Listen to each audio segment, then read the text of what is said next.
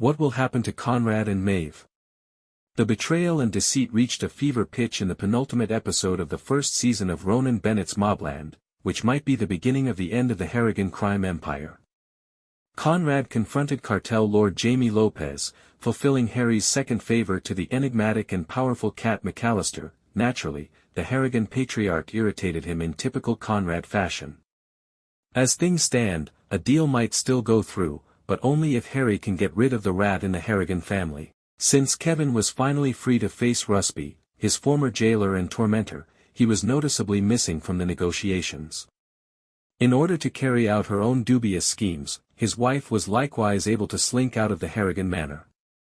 Ultimately, at Conrad's invitation, Jan's friend Alice, the informant who now works for Colin Tattersall following the deaths of Fisk and Mikasa at the end of episode 8, arrived at the manor for supper. Conrad and Maeve ended themselves handcuffed as the lunch collapsed with a huge reveal and was cut off by a tactical squadron with Conrad and Maeve are arrested for at the end of Mobland. Instead of using a wire to send Alice inside Conrad's manor, Tattersall placed a listening device in her phone, which was much more dangerous for her health because of how readily it might be found.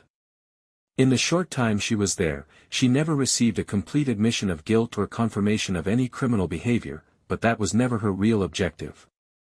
In order to aid in their conviction, she was there to extract DNA from Conrad, Maeve, or both if at all feasible. It was suspicion of murder that led to their arrest. The police did not yet have hard proof. Alice's plan to plant DNA of Conrad and Maeve explained. The police informant had experience putting criminals away. But Alice and Tattersall's ultimate goal was to produce the proof they required to permanently imprison Conrad and Maeve. Tattersall disclosed that he was aware that Alice, whose true name is clearly Nicola, had twice accepted payment to assist in the planting of DNA evidence that could have implicated criminals. Their strategy for the Harrigans is to get them arrested and then fabricate evidence to get them imprisoned, which implies that Tattersall and Alice/Nicola are both okay with breaking the law to get someone rightfully condemned. That strategy has an intriguing twist in that Tattersall is collaborating closely with Richie Stevenson, who is really in charge. Richie wants Colin to get Conrad and Maeve into any type of jail so he can kill them himself. He has no intention of letting them rot away in a cell. Richie was more than eager to work with a dishonest investigator like Tattersall to finally get his retribution because Conrad and Maeve. The song Conrad and Maeve sing in Mobland Season 1, Episode 9's ending is. The Irish folk ballad Rings of Freedom and Independence. Maeve joyfully bursts into song as they are being dragged from their house, and Conrad quickly follows.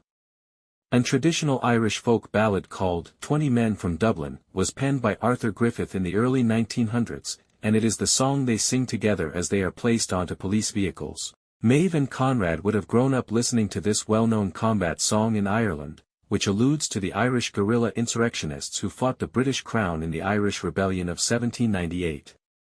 The song Conrad and Maeve sing in Mobland Season 1, Episode 9's ending is.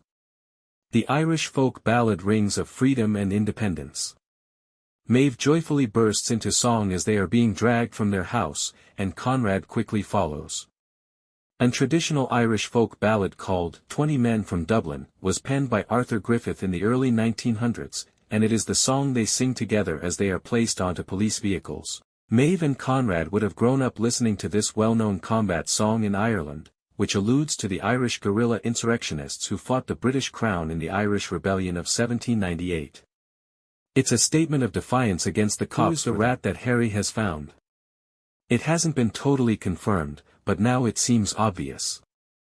Harry killed Freddie in Episode 8 after learning the identity of Richie Stevenson's rat in the Harrigans' criminal organization, and while it wasn't openly confirmed in Episode 9, it was made fairly clear based on context. After Harry learns that the deal with Jaime Lopez is on if the rat in the Harrigan house is dealt with, Harry quickly makes a call to the Harrigans' lawyer, O'Hara Delaney, Lisa Dwan. When Seraphina asks what he's doing, he claims he's dealing with something fast. By confirming that the agreement with Jaime is in place, he encourages O'Hara to believe that Archie was correct to leave fentanyl to Richie. That essentially proves that she was working with Richie, and Harry appears to have been merely verifying what Freddie had told him. It's likely that O'Hara won't quit the meeting if she shows up when he invites her to meet with him in the morning to discuss the situation. What to expect from Mobland's finale? There are a ton of threads to wrap up or progress. At the end of episode 9, there are still so many unanswered questions that they cannot possibly finish everything in a single episode. It appears that Mobland will at least receive a second season, if not more. Although scheduling conflicts with the well-known cast will undoubtedly be a problem, the streaming hit's overwhelming popularity suggests that a second season is almost a certain. The season finale should, at the very least, resolve a few major narrative elements, the most important of which is undoubtedly what happens to Conrad and Maeve. Additionally, Harry and Kat are scheduled to meet, most likely to talk about the first favor he owes her.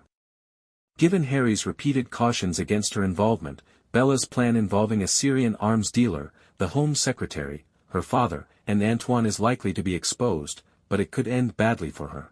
After the armed police raid that she and her daughter had to go through as a result of her husband's work, we might see that Jan reached her breaking point. It's safe to assume that Mobland's season finale will be explosive and that there will be a significant number of deaths.